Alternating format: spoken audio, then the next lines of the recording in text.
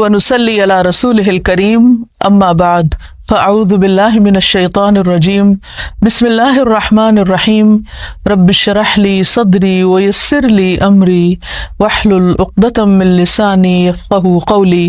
السلام علیکم ورحمۃ اللہ وبرکاتہ۔ کہ ایمان کس طرح انسان کی پوری شخصیت کو ایک نئے رنگ میں ڈھال دیتا ہے۔ ہمیں حکم دیا گیا کہ ہم رمضان کے روزے بھی ایمان کے ساتھ رکھیں، ہم قیام بھی ایمان کے ساتھ کریں، ہم لیلۃ القدر کا قیام بھی ایمان کے ساتھ کریں۔ تو ایمان حقیقت میں جب کسی دل میں داخل ہو جاتا ہے تو پھر لازمی طور پر اس شخص کا تعلق اپنے رب کے ساتھ بھی بہترین ہو جاتا ہے، اپنے ساتھ کے انسانوں کے ساتھ بھی بہترین ہو جاتا ہے۔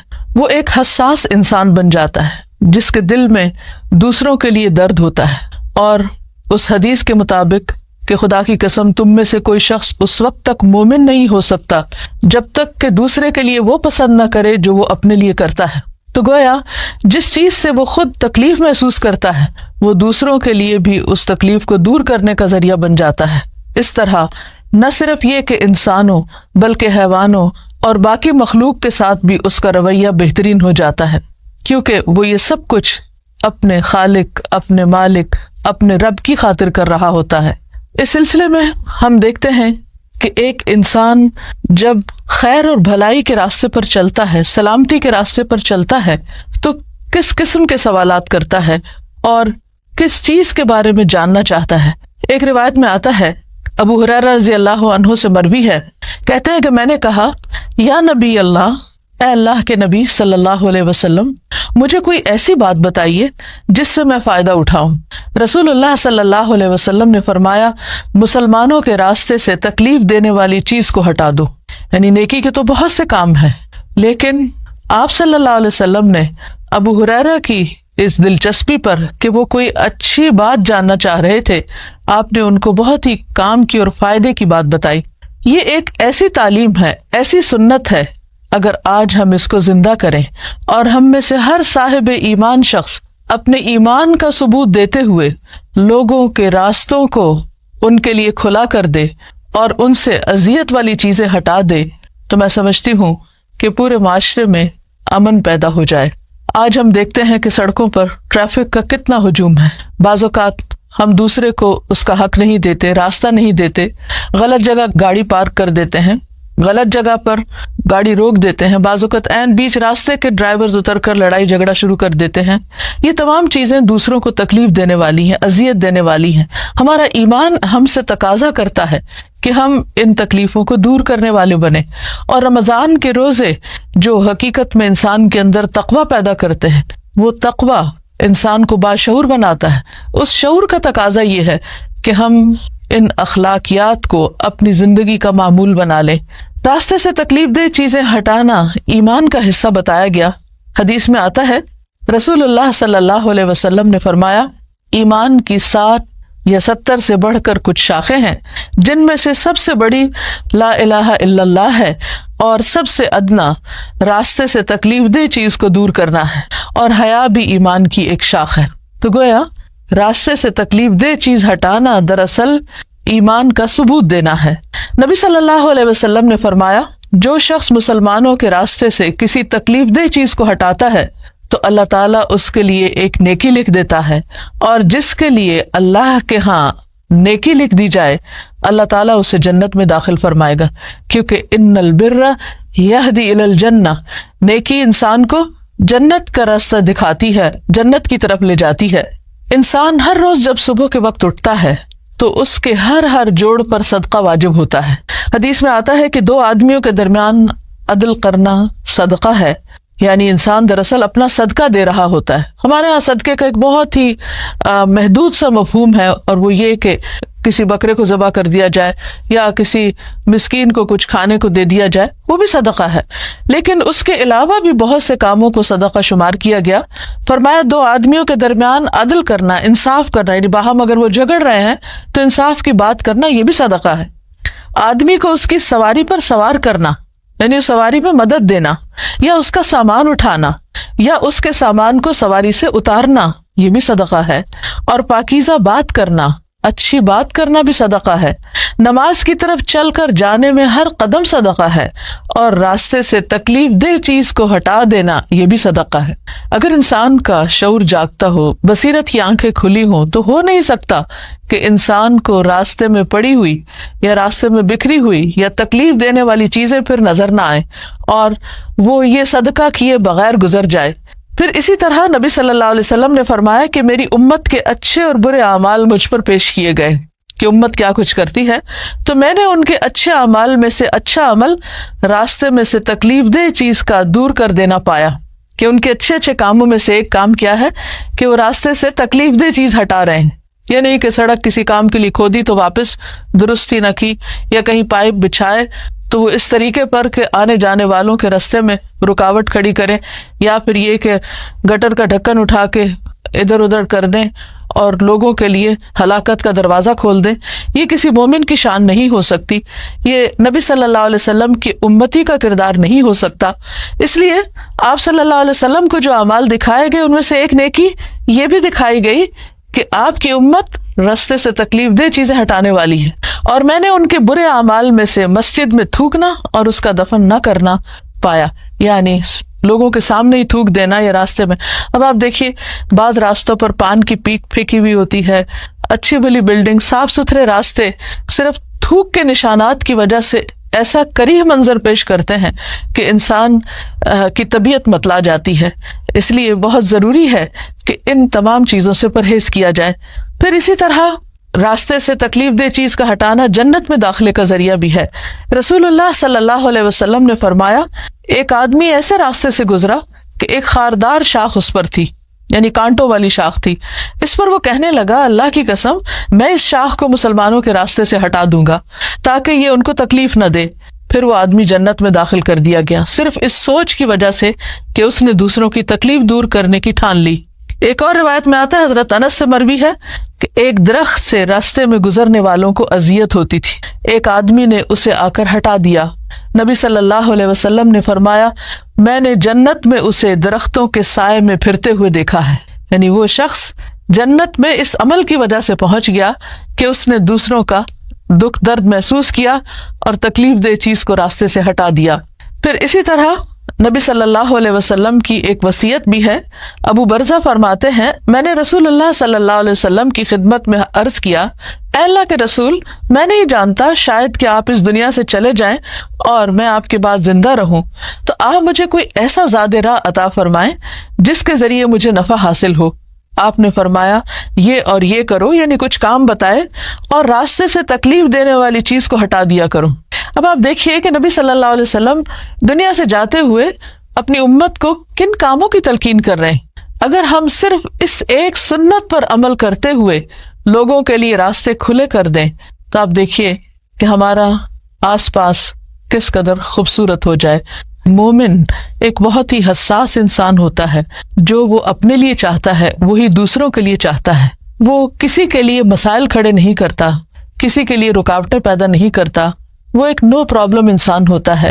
وہ راستے میں دوسروں کے لیے بھی آسانیاں پیدا کرتا ہے، اور ان سارے اعمال کو مومن کے لیے صدقہ بتایا گیا اور ان پر انکریج کیا گیا۔ نبی صلی اللہ علیہ وسلم کی ایک حدیث سے بھی ہمیں پتہ چلتا ہے، ابو ذر رضی اللہ عنہ سے مروی ہے کہ نبی صلی اللہ علیہ وسلم نے فرمایا، تم میں سے ہر ایک کے ہر عضو پر صبح کے وقت صدقہ لازم ہوتا ہے۔ میں نے کہا، اے اللہ کے رسول صلی اللہ علیہ وسلم، میں کیسے صدقہ کروں جبکہ میرے پاس مال نہیں ہے؟ آپ صلی اللہ علیہ وسلم نے فرمایا، سبحان اللہ، الحمد للہ، لا الہ الا اللہ، استغفر اللہ کہنا صدقہ ہے۔ امر بالمعروف بھی صدقہ ہے، نہی عن المنکر بھی صدقہ ہے، یعنی کسی کو اچھی بات کا حکم دینا، اس کو اچھے راستے پہ لگانا اور برائی سے روکنا۔ لوگوں کے راستے سے کانٹا، ہڈی اور پتھر ہٹا دو۔ یہاں نبی صلی اللہ علیہ وسلم راستے میں تکلیف دینے والی چیزوں کا نام بھی لے رہے ہیں۔ نابینا کو راستہ دکھا دو، گنگے بہرے کو بات سمجھا دو، کسی ضرورت مند کو اس جگہ کی رہنمائی کر دو جہاں سے اس کی ضرورت پوری ہونے کا تمہیں علم ہو، اپنی پنڈلیوں سے دوڑ کر کسی مظلوم اور فریاد رس کی مدد کر دو، اپنے ہاتھوں کی طاقت سے کسی کمزور کو بلند کر دو۔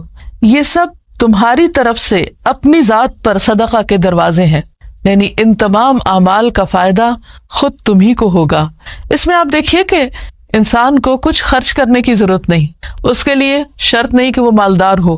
یہ وہ صدقات ہیں، یہ صدقے کی وہ قسمیں ہیں جو ہر شخص صدقہ کر سکتا ہے، جس کے لیے کسی کے پاس جانے کی ضرورت نہیں، کچھ زیادہ تردد کی ضرورت نہیں، بس صرف ایک جاگتے دل اور بصیرت کی ضرورت ہے، آنکھیں کھول کر چلنے کی ضرورت ہے، دوسروں کے لیے درد دل رکھنے کی ضرورت ہے، اور جس کے اندر ایسا دل ہوگا اس کو ایسے صدقات کرنے کے بے پناہ مواقع میسر آئیں گے۔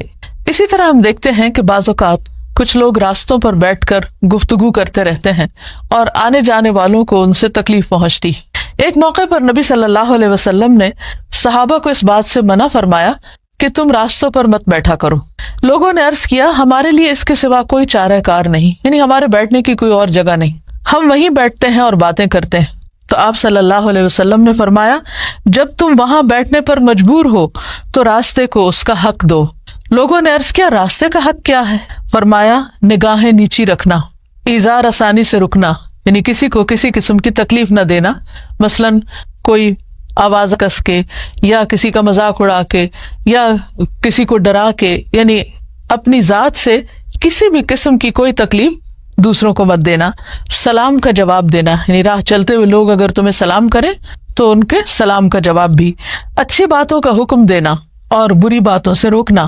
پھر اسی طرح یہ ہے کہ اگر راستے میں کوئی ایسا شخص ہو کہ جو بھٹک رہا ہو، جس کو راستہ کا علم نہ ہو، بعض اوقات لوگ اپنے گھر سے نکلتے ہیں ایڈریس لینا بھول جاتے ہیں، پوچھتے پوچھاتے منزل پہ پہنچتے ہیں، ان کو راستہ سمجھانا بعض اوقات مشکل ہوتا ہے اور بہت پیشنس کا کام ہوتا ہے، تو ان لوگوں کی مدد کی جائے۔ پھر اسی طرح یہ ہے کہ راستے میں اللہ کا ذکر بھی کیا جائے۔ حدیث میں آتا ہے کہ جو لوگ کسی جگہ پر مجلس کریں، یعنی اگر راستے میں بھی بیٹھے ہوئے ہیں یا چل رہے ہیں لیکن اس میں اللہ کا ذکر نہ کریں، ان کے لیے وہ قیامت کے دن باعث حسرت ہوگی۔ اور جو آدمی کسی راستے پر چلتے ہوئے اللہ کا ذکر نہ کرے، وہ چلنا بھی قیامت کے دن اس کے لیے باعث حسرت ہوگا۔ اور جو آدمی اپنے بستر پر آئے لیکن اللہ کا ذکر نہ کرے، وہ بھی اس کے لیے باعث حسرت ہوگا۔ لہذا انسان اٹھتے بیٹھتے سوتے جاگتے چلتے پھرتے کام کاج کرتے ساتھ ساتھ بسہولت بآسانی اللہ کو یاد کر سکتا ہے، اور اس کے لیے تسبیحات بھی بتا دی گئی، سبحان اللہ پڑھنا، الحمدللہ کہنا، اللہ اکبر، لا الہ الا اللہ۔ تو اس سے انسان اپنے اندر ایک ہلکا پن بھی محسوس کرتا ہے، اس کے غموں اور دکھوں کے بوجھ بھی ہلکے ہوتے ہیں، دل کو اطمینان ملتا ہے، اور اس کے ساتھ ساتھ جن جگہوں سے انسان گزرتا ہے وہ جگہ اس کے لیے گواہ بن جاتی ہیں کہ وہاں اس نے اللہ کا ذکر کیا۔ بعض اوقات یہ بھی دیکھنے میں آیا ہے کہ لوگ اللہ کا ذکر تو کرتے ہیں، بعض اوقات تسبیح بھی پڑھ رہے ہوتے ہیں، لیکن اس کے ساتھ ساتھ راستے میں گندگی پھیلانے سے باز نہیں آتے۔ یہ چیز بھی دوسروں کو اذیت دینے کا سبب بنتی۔ مثلاً اگر کچھ کھا رہے ہیں، مثلاً کیلا کھا رہے ہیں تو اس کا چھلکا پھینک دینا، کوئی ٹافی یا بسکٹ وغیرہ کھائیں تو ان کے ریپر پھینک دینا، سگریٹ پینے کے بعد اس کے ٹکڑے پھینک دینا، اور بعض اوقات ان ٹکڑوں کے اندر آگ بھی سلگ رہی ہوتی ہے۔ اسی طرح بعض لوگ راستوں پر رفع حاجت بھی کر دیتے ہیں۔ نبی صلی اللہ علیہ وسلم نے ان چیزوں سے سختی سے روکا ہے کہ کوئی بھی کام ایسا کیا جائے جس سے راہ گزر کو تکلیف ہو۔ ایک حدیث میں آتا ہے رسول اللہ صلی اللہ علیہ وسلم نے فرمایا 3 لعنت کرنے والے کاموں سے بچو، پانی کے گھاٹ پر، کسی گزرگاہ پر، اور سایہ دار جگہ میں بول و براز کرنا۔ یعنی یہ وہ کام ہیں کہ جن سے انسان اللہ تعالیٰ کی رحمت سے دور ہو جاتا ہے، اللہ تعالیٰ کی ناراضگی لازم ہو جاتی ہے۔ نبی صلی اللہ علیہ وسلم نے فرمایا جس نے مسلمانوں کو ان کے راستے میں اذیت دی اس پر ان کی لعنت واجب ہو جاتی ہے۔ ایک اور حدیث میں آتا ہے نبی صلی اللہ علیہ وسلم نے فرمایا راستے کے درمیان پڑاؤ مت ڈالا کرو، یعنی راستے میں مت بیٹھ جاؤ، اور نہ ہی راستے میں قضاء حاجت یعنی بول و براز کیا کرو۔ اسی طرح بعض اوقات یہ بھی دیکھنے میں آیا ہے کہ بعض لوگ چلتی سڑک پر، یعنی جہاں پر ہیوی ٹریفک ہے، بعض اوقات وہاں ٹریفک روک کر خود سڑک عبور کرنا شروع کر دیتے ہیں اور بہت سے لوگوں کی اذیت کا باعث بن جاتے ہیں۔ بعض لوگ خراب گاڑیاں سڑک پر لے آتے ہیں، وہ عین راستے میں خراب ہو جاتی ہیں اور اس کی وجہ سے لوگوں کو تکلیف ہوتی ہے، بہت سے لوگوں کا راستہ بند ہو جاتا ہے۔ اسی طرح شارع عام کے اوپر بڑے بڑے جلسے جلوس کرنا، اس کا نقصان یہ ہوتا ہے کہ بہت سے لوگ حتیٰ کہ مریض وغیرہ بھی بہت اذیت میں مبتلا ہو جاتے ہیں. بعض اوقات تو یہ تک دیکھنے میں آیا کہ ایمبولینسز ایسے جگہوں پر پھنس جاتی ہیں اور لوگوں کی جان چلی جاتی ہے. ہم سب کو چاہیے کہ رمضان کے اس مہینے میں اپنے اعمال کا محاسبہ کریں اور اس بات کا جائزہ لیں کہ کہیں ایسا تو نہیں کہ ہماری ذات سے کسی کو تکلیف ہو رہی ہو، کیونکہ مسلمان وہ ہے جس کے ہاتھ اور زبان سے دوسرے مسلمان محفوظ رہیں. اللہ تعالی ہم سب کو امن، ایمان، سلامتی اور اسلام سے نوازے اور ہمیں ان اعمال کی توفیق دے جو اس کو پسند ہے، جو اس کو محبوب ہیں، اور وہ ہم سے راضی ہو جائے اور ہم اس سے راضی ہوں. اللہ تعالیٰ نے انسان کو پیدا کیا، اس کے اندر خیر اور شر دونوں چیزیں رکھی، پھر اس کو دونوں راستے دکھائے، پھر اس کو آزادی بھی دی کہ وہ چاہے تو بھلائی کے راستے پہ چلے اور چاہے تو برائی کا راستہ اختیار کرے. انسان کو اللہ تعالیٰ نے جس راستے کے لیے پسند کیا وہ خیر و بھلائی کا راستہ ہے، اور اس راستے پہ چلانے کے لیے ہر دور میں پیغمبر بھیجے. سب سے پہلے انسان حضرت آدم علیہ السلام ایک پیغمبر بھی تھے. جب وہ دنیا میں بھیجے جا رہے تھے تو اس وقت اللہ تعالیٰ نے فرمایا فَإِمَّا يَأْتِيَنَّكُم مِّنِّي هُدًى فَمَن تَبِعَ هُدَايَ فَلَا خَوْفٌ عَلَيْهِمْ وَلَا هُمْ يَحْزَنُونَ، کہ اگر میری طرف سے تمہارے پاس کوئی ہدایت آئے تو جو میری ہدایت کی پیروی کرے گا اس کے لیے نہ خوف ہوگا نہ غم ہوگا. تو گویا خوف اور غم کے علاج کے لیے انسان کو جو نسخہ بتایا گیا وہ اللہ تعالیٰ کی طرف سے آئی ہوئی ہدایت کی پیروی کرنا، یا دوسرے لفظوں میں زندگی گزارنے کا وہ طریقہ اختیار کرنا جو اللہ تعالیٰ کی مرضی کے مطابق ہو. لیکن انسان اس کے لیے اس دنیا میں آنے کے بعد بہت سی آزمائشیں بھی ہیں. انسان کے ساتھ اس کا نفس بھی ہے، شیطان بھی ہے. پھر بسا اوقات انسان کا ماحول بھی ایسا ہوتا ہے کہ جس کے دباؤ میں آ کر انسان اللہ تعالیٰ کا راستہ چھوڑ کر یا اس کی مرضی اور رضا کا راستہ چھوڑ کر اللہ تعالیٰ کی نافرمانی کا راستہ اختیار کر لیتا ہے. ایسا کرنا اس کے لیے نہ دنیا میں فائدے کا باعث ہوتا ہے اور نہ ہی آخرت میں. انسان جب اللہ کی نافرمانی کرتا ہے، گناہ کرتا ہے، تو ہمیشہ پریشانی، احساس ندامت اور غم کا شکار ہوتا ہے، یعنی نتیجتاً دکھ اور پریشانی اس کا مقدر ہوتی ہے. ایسے میں انسان کیا کرے؟ انسان چونکہ فرشتہ نہیں، اس لیے یہ ممکن نہیں کہ اس سے کوئی غلطی نہ ہو. غلطی تو ہوگی کیونکہ انسان ہے، بھول چوک بھی ہے، خواہشات نفس بھی ہیں، تو یہ ہو نہیں سکتا کہ اس سے غلطی نہ ہو. اور انسان شیطان بھی نہیں کہ اس سے کوئی اچھائی نہ ہو اور صرف برائی ہی کرے. نہیں، انسان ان دونوں کے بیچ کی چیز ہے. اب سوال یہ پیدا ہوتا ہے کہ اگر انسان سے انسان ہونے کے ناطے غلطی ہو جائے، خطا ہو جائے، بھول چوک ہو جائے، وہ اللہ کی نافرمانی کا کام کر بیٹھے، تو پھر اس کے بعد کیا کرے؟ دو طریقے ہو سکتے ہیں. ایک تو یہ کہ وہ مایوس ہو جائے، گناہ پر اصرار کرتا چلا جائے اور بالآخر ہلاکت کا شکار ہو. اور دوسرا راستہ اور دوسرا طریقہ پلٹنے کا راستہ ہے، توبہ کا راستہ ہے، بھولنے کے بعد واپس لوٹنے کا راستہ ہے، اور یہی راستہ اس کے لیے پسندیدہ راستہ ہے. قرآن پاک میں اللہ سبحانہ وتعالیٰ فرماتا ہے وَالَّذِينَ إِذَا فَعَلُوا فَاحِشَةً أَوْ ظَلَمُوا أَنفُسَهُمْ ذَكَرُوا اللَّهَ فَاسْتَغْفَرُوا لِذُنُوبِهِمْ وَمَن يَغْفِرُ الذُّنُوبَ إِلَّا اللَّهُ وَلَمْ يُصِرُّوا عَلَى مَا فَعَلُوا وَهُمْ يَعْلَمُونَ. اور اگر کبھی ان سے کوئی فحش کام سرزد ہو جاتا ہے یا وہ اپنے اوپر زیادتی کر بیٹھتے ہیں تو انہیں خدا یاد آ جاتا ہے اور وہ اس سے اپنے گناہوں کی معافی مانگ لیتے ہیں. اور خدا کے سوا اور کون ہے جو گناہوں کو معاف کر سکتا ہو؟ اور وہ جانتے بوجھتے اپنے کیے پہ ہرگز اصرار نہیں کرتے. یعنی گناہ کرنے کے بعد ان کے اندر جب احساس ندامت اٹھتا ہے وہ اللہ تعالیٰ کی طرف متوجہ ہو کے معافی مانگنے لگتے ہیں اور گناہ چھوڑ دیتے ہیں، اس پر اصرار نہیں کرتے. ایسے ہی لوگ اللہ تعالیٰ کے پسندیدہ لوگ ہوتے ہیں. ایک اور مقام پر آتا ہے ان الذین اتقوا اذا مسهم طائف من الشیطان تذکروا فاذا هم مبصرون، کہ فی الواقع جو لوگ اللہ سے ڈرنے والے ہیں، متقی ہیں، ان کا حال یہ ہوتا ہے کہ کبھی شیطان کے اثر سے کوئی برا خیال انہیں چھو بھی جائے، یعنی برا خیال بھی آئے، گناہ کا ارادہ بھی ہو، تو فوراً چوکنے ہو جاتے ہیں. یعنی تقویٰ کی برکت سے وہ ہوشیار ہو جاتے ہیں اور پھر انہیں صاف نظر آنے لگتا ہے کہ درست راستہ کیا ہے. نبی صلی اللہ علیہ وسلم نے فرمایا سارے کے سارے انسان خطا کار ہیں اور بہترین خطا کار وہ ہیں جو بہت زیادہ توبہ کرنے والے ہیں۔ تو توبہ کرنا بندے کے حق میں ایک پسندیدہ عمل ہے۔ قرآن پاک میں اللہ تعالیٰ اپنے پیارے بندوں کی ایک خاص خوبی کا ذکر کرتے ہیں کہ وَبِالْأَسْحَارِ هُمْ يَسْتَغْفِرُونَ، کہ وہ سحری کے وقت وہ استغفار کرتے ہیں، معافی مانگتے ہیں۔